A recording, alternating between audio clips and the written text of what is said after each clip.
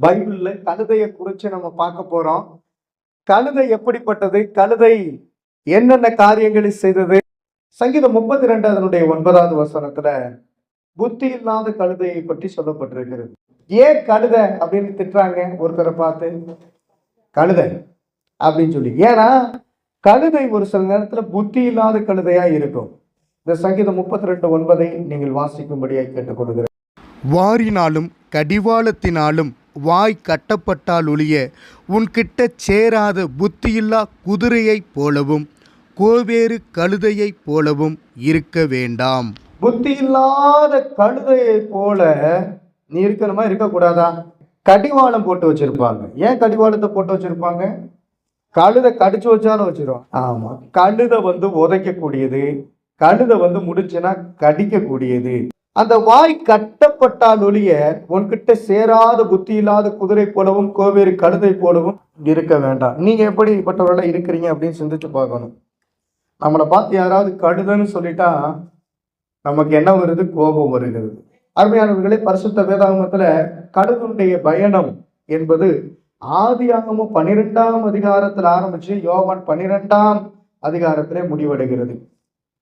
பரிசுத்த வேதாகமத்துல கழுதையை குறித்த பயணம் எங்கே ஆரம்பித்து எங்கே முடிகிறது?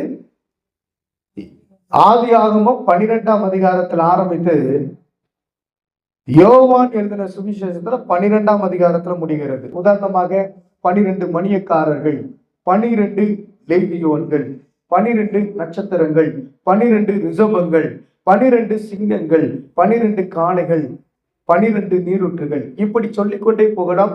12 விதமான கழுதைகளை குறித்து இப்பொழுது நாம் பார்க்க போகிறோம். வேதத்திலும் 12 விதமான கழுதைகளை பற்றி இருக்கிறது. அருமையானவர்களே, ஆதியாகமம் 12ஆம் அதிகாரம் அதனுடைய 16வது வசனத்துல கோழிக்கை கழுதையை பற்றி எழுதப்பட்டிருக்கும். என்ன கழுதை? கோழிக்கை கழுதையை குறித்து எழுதப்பட்டிருக்கும். அந்த வசனத்தை நாம் வாசிக்கலாம். ஆதியாகமம் 12:14 நாம் பார்க்கும் பொழுது, அவள் நிமித்தம் அவன் ஆபிரகாமுக்கு தயை பாராட்டினான். ஆபிரகாமும் சாராயும் கடந்து போறாங்க. சாரா எப்படிப்பட்டவள்னா அழகுள்ளவள். இந்த ராஜா ஒருத்தர் இருக்கிறான், பார்வோன். பார்வோன் என்ன பண்றான்? எப்படியாவது அவளை அபகரிக்க வேண்டும் என்று சொல்லி எண்ணிக்கொண்டிருக்கிறான். ஆபிரகாமுடைய மனைவி சாரா.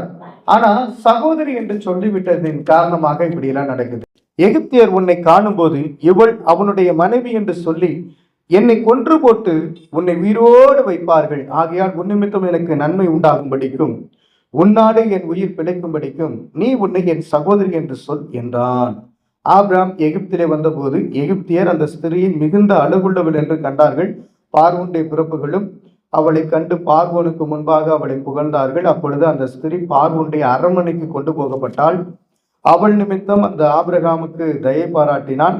அவனுக்கு ஆடு மாடுகளும் கழுதைகளும் வேலைக்காரரும் வேலைக்காரிகளும் கோழிக்கு கழுதைகளும் ஒட்டகங்களும் கிடைத்தது. எனக்கு அருமையானவர்களே, கழுதை கொடுக்கப்பட்டது, அதே போல கோழிக்கு கழுதைகளும் கொடுக்கப்பட்டது. தேவனுடைய பிள்ளைகளுக்கு ஆண்டவராகிய தேவன் செழிப்பை கொடுக்க போதுமானவராய் இருக்கிறார் என்பதை இது நிமித்தமாக நீங்கள் புரிந்து கொள்ள முடியும். இரண்டாவது, என்னாகமம் 22ஆம் அதிகாரம் 28வது வசனத்துல கழுதைய ஆண்டவர் பேச வைக்கிறார். பிள்ளையாம் சம்பவத்திலே கழுதையானது பேசக்கூடியதாய் மாறுகிறது. என்னைய 3 தடவை அடிக்கிறியே, நான் உனக்கு என்ன செய்தேன் அப்படின்னு கழுதை கேட்குது. கழுதை எப்படிப்பட்டதுன்னா பேசுச்சு. எதற்காக பேசுறது என்று சொன்னால், இஸ்ரவேல் ஜனங்களை மோசம் போக்கும்படியாக பிள்ளையாம் நல்ல தீர்க்கதரிசியாக தான் இருந்தான். ஆனா காசுக்காக, பணத்துக்காக, பிறர் கொடுக்கக்கூடிய அந்த காசுக்காக இஸ்ரவேல் ஜனங்களை மோசம் போக்க வேண்டும் என்று எண்ணிக்கொண்டிருந்தார். கழுதையின் வாயை திறந்தார். அது பிள்ளையாமை பார்த்து, நீர் என்னை இப்பொழுது 3 தரம் அடிக்கும்படி நான் உனக்கு என்ன செய்தேன் என்றது. கழுதை பேசுமா? பேசாதுல. கர்த்தரை அப்புறம் பேசும்படியே கிருபை செய்தார். எனக்கு அருமையானவர்களே, தேவ பிள்ளைகளுக்கு யார் எதிராக வந்தாலும் ஆண்டவர் கழுதையை கூட பேச வைக்குவார். அல்லேலூயா. அருமையானவர்களே, இந்த நாளில் நீங்கள் புரிந்து கொள்ள வேண்டிய விஷயம், உங்களுக்கு எதிராக யார் வருகிறார்கள் அவர்களை ஆண்டவர் இல்லாமல் பண்ணுவார். ஆமென். பிள்ளையாம் கூலிக்காக ஆசைப்பட்டான். அதாவது அவன் பெறுகிற கூலி நல்ல கூலி அல்ல, கெட்ட கூலி. எதிரியாரிடமிருந்து இஸ்ரவேலை அழிக்க வேண்டும் என்ற எண்ணம் கொண்டவரிடமிருந்து காசை பெற்றுக்கொண்டு இஸ்ரவேலுக்கு விரோதமாகவே அவன் துரோகம் பண்ண ஆரம்பித்தான். இதனாலே கர்த்தர் கழுதையை கொண்டு பேசினான். மூன்றாவது நியாயாதிபதிகள் 5ஆம் அதிகாரம் 10வது வசனத்துல வெள்ளை கழுதை குறித்து எழுதப்பட்டிருக்கு. உங்களுக்கு தெரிந்ததெல்லாம் கழுதை குறித்து கேள்விப்பட்டிருக்கீங்க. ஆனா வெள்ளை கழுதையை பார்த்துருக்கீங்களா? கழுதை என்பது எதுக்கு சமம்னா இன்னைக்கு வச்சிருக்க காருக்கு சமம். ஏன் அப்படின்னா அன்னைக்கு நாட்கள்ல கழுதை வச்சிருக்கவன் பணக்காரன். ஆமென். இன்னைக்கு ஒரு கழுதை எவ்வளவு தெரியுமா? தெரியாதா? 30,000 ரூபாய்க்கு மேல. கழுதுடைய பாலை குடித்தா நல்ல பசி எடுக்குன்னு சொல்லுவாங்க. கண்ணுல ஏதாவது பிரச்சனை ஆகி போச்சுன்னா கழுதை பாலை விட்டா நல்லாயிரும் அப்படின்னுவாங்க. நிறைய மருத்துவ குணம் நிறைந்தது தான் கழுதையினுடைய பால். கழுதை என்ன பண்ண பொதி சுமக்கிறது தான். இப்ப வெள்ளை கழுதையை குறித்து பார்க்கலாம். நியாயாதிபதிகள் 5ஆம் அதிகாரம் 10வது வசனத்துல வெள்ளை கழுதையின் மேல் ஏறுகிறவர்களே, நியாயஸ்தலத்தில் வீற்றிருக்கிறவர்களே, வழியில் நடக்கிறவர்களே, இதை பிரஸ்தாபியுங்கள். எனக்கு அருமையானவர்களே, இந்த வெள்ளை கழுதையின் மேல யார் ஏறுவா அப்படின்னா பெரிய பெரிய பணக்காரர்கள், நல்ல ராஜாக்கள், நல்ல அதிபதிகள் ஏறுவார்கள். ஆனா அவங்க கர்த்தரை குறித்த அறிவில்லாதவர்களாய் காணப்பட்டார்கள். தேவனை குறித்த சிந்தனை இல்லாதவர்களாய் இருந்தார்கள். தன்னகத்தை பெருமை கொண்டவர்களாய் காணப்பட்டார்கள். வெள்ளை கழுதையின் மேல் ஏறுகிறவர்கள் தங்களை உயர்ந்தவர்களாக காமித்துக் கொண்டிருந்தார்கள். இதனாலே கர்த்தர் தான் யார் என்பதை அங்கே காமிக்க துவங்குகிறார். 4வது 2 சாமுவேலின் புத்தகம் 16ஆம் அதிகாரம் அதனுடைய 1வது வசனத்திலே பார்க்கும் பொழுது பொதி சுமக்கும் கழுதை குறித்து நாம் பார்க்க போகிறோம். தாவீது மலை உச்சியிலிருந்து சற்று அப்புறம் நடந்து போன போது இதோ மேவோபோஷேத்தின் காரியக்காரனாகிய ஷீபா பொதிகளை சுமக்கிற 2 கழுதைகளை ஓட்டி கொண்டு வந்து அவனை சந்தித்தான். அவைகளில் 200 அப்பங்களும் வற்றலான 200 திராட்சை பழ குலைகளும் வசந்த காலத்து பலனான 100 குலைகளும் ஒரு துருத்தி திராட்சரசமும் இருந்தது. பொதி சுமக்கும் கழுதை எதை ஏற்றுக்கொண்டு வந்தது?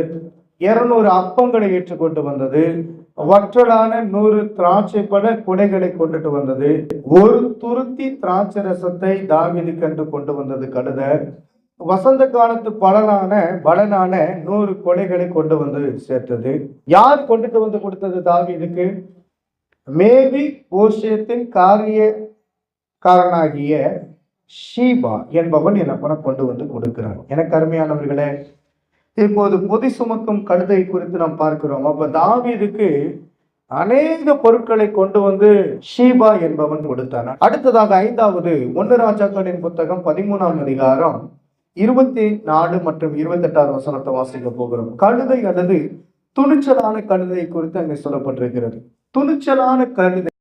அவன் போன பிற்பாடு வழியிலே ஒரு சிங்கம் அவனுக்கு எதிர்பட்டு அவனை கொன்று போட்டது. அவன் பிரேதம் வழியிலே கிடந்தது. கழுதை அதன் அண்டையிலே நின்றது. சிங்கமும் பிரேத தண்டையிலே நின்றது. அந்த வழியே கடந்து வருகிற மனுஷர் வழியிலே கிடந்த பிரேதத்தையும் பிரேத தண்டையிலே நிற்கிற சிங்கத்தையும் கண்டு கிழவனான தீர்க்கதரிசி குடியிருந்த பட்டணத்திலே வந்து சொன்னார்கள். அவனை வழியிலிருந்து திரும்ப பண்ணின தீர்க்கதரிசி அதை கேட்டபோது அவன் கர்த்தருடைய வாக்கையை மீறின தேவனுடைய மனுஷன்தான். கர்த்தர் அவனுக்கு சொன்ன வார்த்தையின்படியே கர்த்தர் அவனை ஒரு சிங்கத்திற்கு ஒப்பு கொடுத்தார். அது அவனை முறித்து கொன்று போட்டது என்று சொல்லி தன் குமாரரை நோக்கி எனக்கு கழுதையின் மேல் சேணம் வைத்து கொடும் என்றான். அவர்கள் சேணம் வைத்து கொடுத்தார்கள். அப்பொழுது அவன் போய் வழியிலே கிடக்கிற அவன் பிரேதத்தையும் பிரேத தண்டையிலே கழுதையும் சிங்கமும் நிற்கிறதையும் கண்டான். அந்த சிங்கம் பிரேதத்தை தின்னவும் இல்லை, கழுதையை முறித்து போடவும் இல்லை. துணிச்சலான கழுதை குறித்து அங்கே நாம் பார்க்க முடிகிறது. யோபு 6ஆம் அதிகாரம் அதனுடைய 5வது வசனத்துல காட்டு கழுதையை குறித்து சொல்லப்பட்டிருக்கிறது.